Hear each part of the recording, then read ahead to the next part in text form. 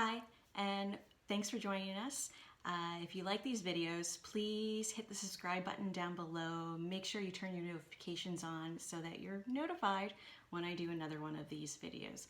Tonight we're going to be talking about a Crémant de Bordeaux, and I just want to give a shout out, and I'll put the information down in the description below as well, but I'm going to look at my notes so I don't mess up anybody's name.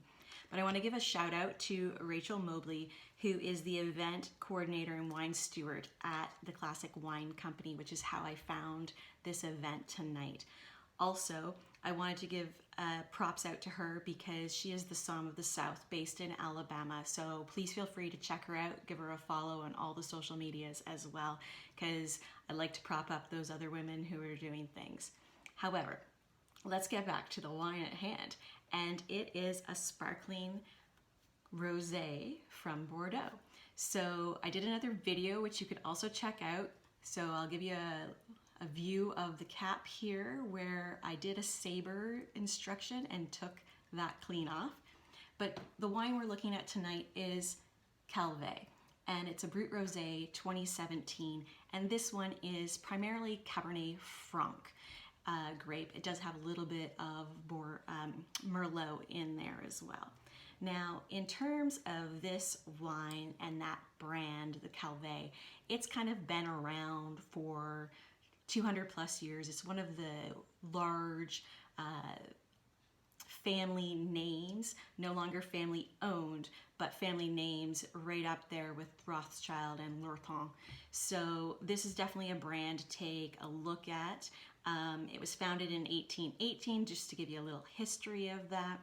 But by around like 1960s mid, there was a fire, and then around the 1980s, it was sold. By around 2006, 2007, it was acquired by the company called Les Grands Chais de France, which has other very familiar brands like J.P. Chenet. So feel free to grab those. However, let's get back to the wine. This wine is a nice, clear pink color. I know the light is a little bright here, but it is very pale pink on this one. Now, being a Crémant means it's been done in a sparkling traditional method, the same as in Champagne, but you can't call it Champagne. So it's called a Crémant de, or du, wherever it's from. And in this case, it is from Bordeaux. So being from Bordeaux, you're thinking it's going to be one of those Bordeaux grapes like Cab, Merlot, or Cab Franc. So this one, again, Cab Franc. One of the cool things when you see this being poured, it has this great white mousse to it. So mousse, that's what we call foam, it's a fancy word. And it had those really nice bubbles, and it dissipates quickly. So you're thinking, oh, that's really like, you poured all the sparkling out of your wine, but I didn't. So the bubbles on this are really delicate, as you can see here. They're going straight up, which is really important. It gives you an indication of the quality that you're going to be drinking. The aroma on this is a bunch of different things. You get a little bit of that yeastiness, that breadiness, but it's like if you were to make your own bread, which a lot of people are doing right now because you're stuck at home. We learned how to make bread apparently. It's when the bread is rising and that smell it gives off, that's kind of what's in here. So it's like that fresh rising bread yeasty note that you're smelling in here. You're getting kind of like a strawberry note, as well as like, I want to call it like a raspberry sorbet. My kids eat a lot of sorbet. There's also pear and apple in this. I'd say like a really ripe pear and possibly like a red apple.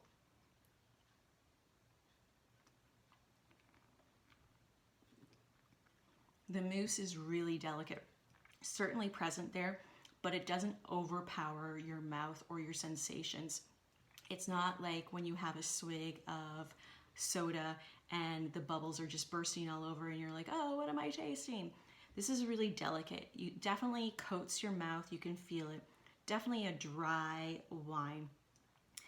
There's really good acidity there. There's a little bit of tannins as well, which is nice, but on the palate, all you're getting really is like that strawberry, that raspberry, a little bit of like red cherry notes. It's really delicate, really mild, but the finish on this, it's still there.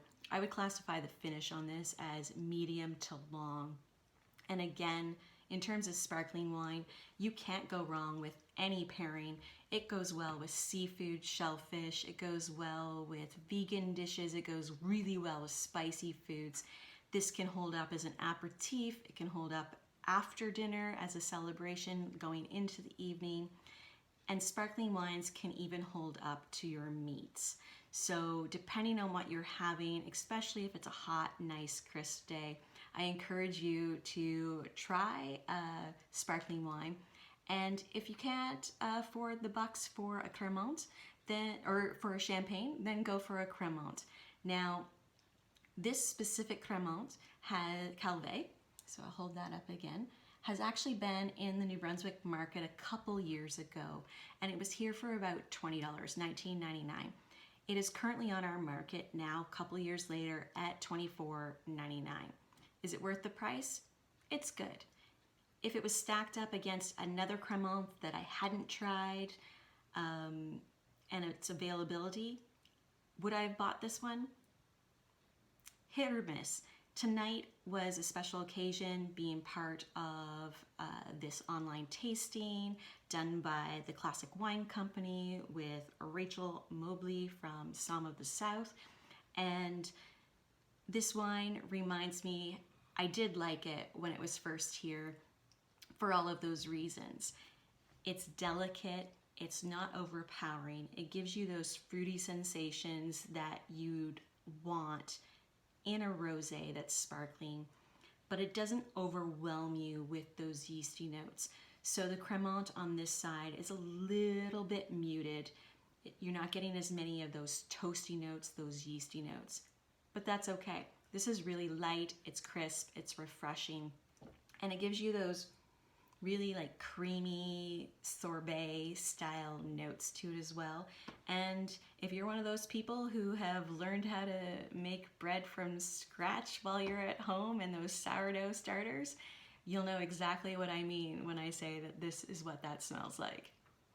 So I hope that you stuck with me during this video. I hope you check out the descriptions, give Rachel a follow. I hope you look at my other videos, especially the one where I used my throwing knife to saber this bad boy right here.